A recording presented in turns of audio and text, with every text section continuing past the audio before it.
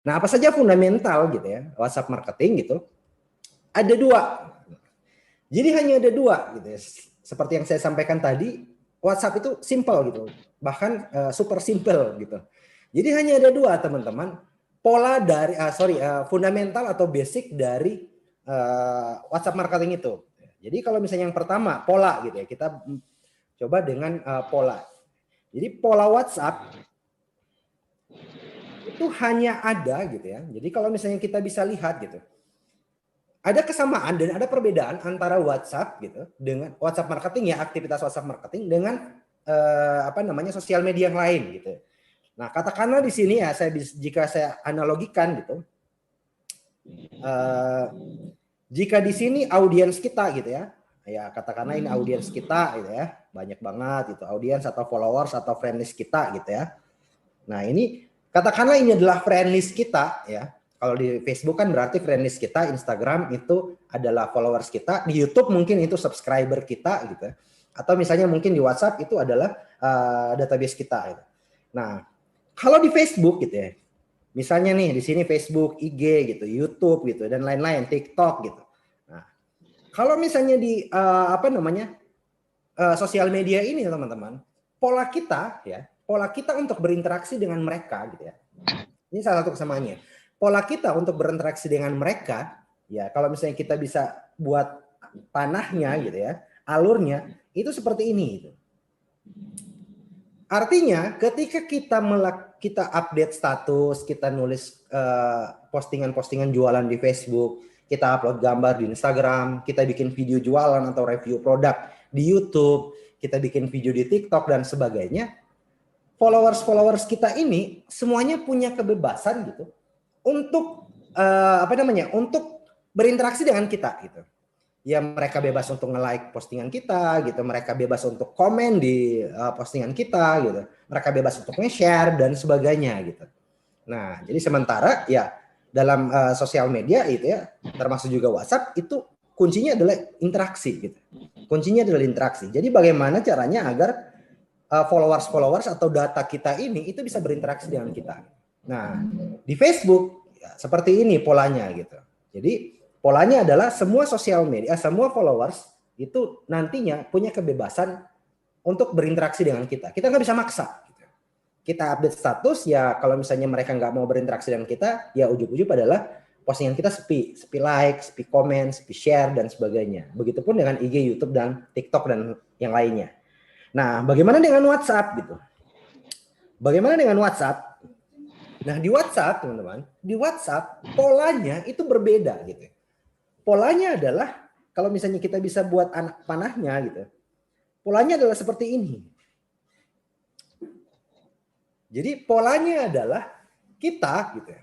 Ketika kita nulis broadcast gitu ya, ketika kita nulis pesan promosi gitu, kita masuk ke ranah privatnya mereka. Kita masuk ke nomor WhatsApp-nya orang-orang ini. Kita masuk ke nomor WhatsApp mereka. Sehingga yang terjadi apa? Mereka tidak punya kontrol gitu. Di awal mereka tidak punya kontrol. Mau nggak mau, suka nggak suka gitu. Mereka pasti akan menerima pesan yang kita kirimkan. Jadi mereka nggak ada kontrol gitu. Mereka nggak ada pilihan lain selain menerima pesan Anda, broadcast Anda gitu. Jadi yang terjadi adalah seperti itu. Jadi ini perbedaannya antara pola dari aktivitas berinteraksi di WhatsApp marketing gitu dengan Facebook dan sebagainya.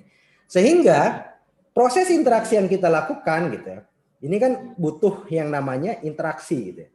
Ini kalau misalnya kita bisa tulis, ini butuh yang namanya interaksi gitu. Cara kita berinteraksi dengan mereka itu akan berbeda ketika dengan cara kita berinteraksi di sosial media yang lain. Ingat di WhatsApp berbeda. Karena yang tadi kita masuk ke ranah privatnya mereka. Sehingga poin penting dalam WhatsApp marketing ini adalah bagaimana menciptakan kenyamanan. Jadi bagaimana mereka ini nyaman. Bagaimana mereka ini nyaman dengan konten-konten yang kita buat. Karena apa? Mereka nggak ada pilihan lain gitu. Pasti masuk ke handphone mereka. Ketika kita nge-broadcast mereka atau kita ngirim pesan ke mereka, itu pasti masuk ke handphone mereka gitu. Ya urusan belakangan ketika mereka terima pesan kita, mereka nggak nyaman, mereka terganggu, mereka nggak kenal siapa kita, Ya mereka ngeblokir kita, nge-report kita dan sebagainya, itu urusan belakangan.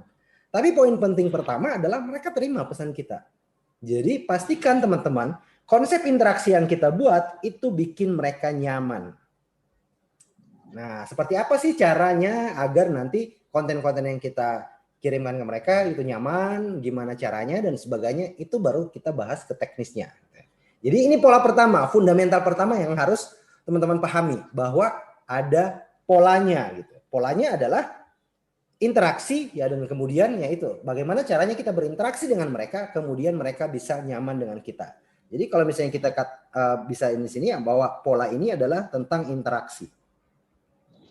Tentang interaksi. Nah, ini poin penting dari WhatsApp gitu. Jika di sosial media yang lain, yang Facebook dan sebagainya, bodo amat ya kalau misalnya mereka nggak berinteraksi, yang penting nanti orderan gua banyak gitu. Tetapi di WhatsApp untuk bisa memaksimalkan closingan itu harus ada interaksi, dan interaksi ini harus memang benar-benar intens gitu. Kita bangun kedekatan dengan mereka dan sebagainya. Kenapa?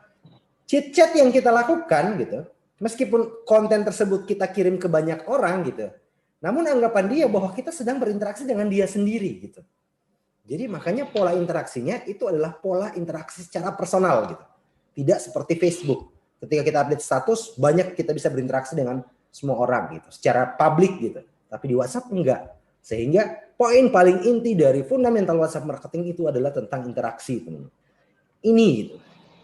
Interaksi. Ini yang sering dilupakan oleh teman-teman yang sudah terlebih dahulu terjun di WhatsApp marketing, kemudian karena nggak closing, udah bubar gitu.